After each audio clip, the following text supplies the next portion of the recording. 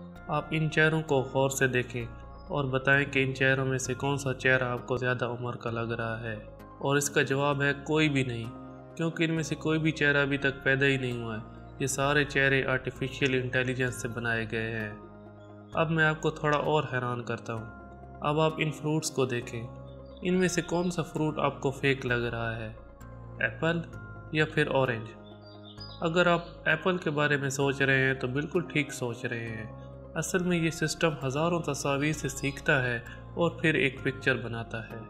اب میں آپ کو ایک میوزک سناتا ہوں، آپ نے چیک کرنا ہے کون سا میوزک کمپیوٹر نے بنایا ہے اور کون سا میوزک اوریجنل ہے۔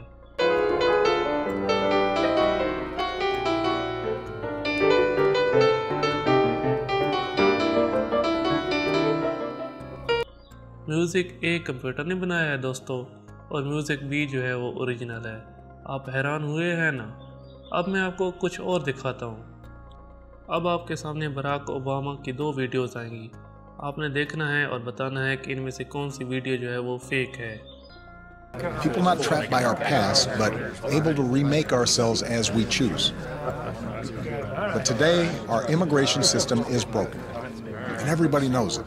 It's been less than a week since the deadliest mass shooting in American history. Foremost in all of our minds has been the loss, grief felt by the people of Orlando.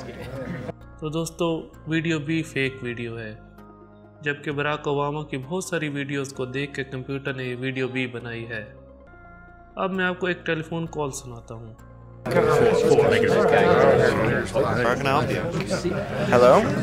Hello, what's up? Hey, I wanted to know what are your hours for today? 10 a.m. to 6:30 p.m. Okay, got it. Thank you for your time. No problem, sir. اس کال میں voice جو ہے بھی وہ fake ہے۔ آپ نے دیکھا ہے اس طرح آرٹیفیشیل انٹیلیجنس کام کرتی ہے۔